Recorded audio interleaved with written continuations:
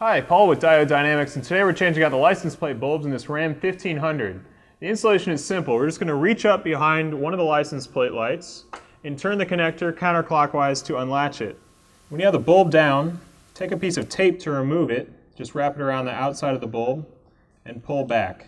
This is a great trick because it can be kind of stuck sometimes. Then just take your new LED bulb and plug it right in. You might want to test it out, and if it doesn't work, take it out and flip it around 180 degrees. It has to be in one direction in order to work properly in most cases. Once it's done, go ahead and just put it right back up, finding the housing, and then turning clockwise to lock it in place. And that's it for the installation. It should take less than 5 minutes. If you have any questions, don't hesitate to contact us. These bulbs are available at diodedynamics.com. Thanks for watching.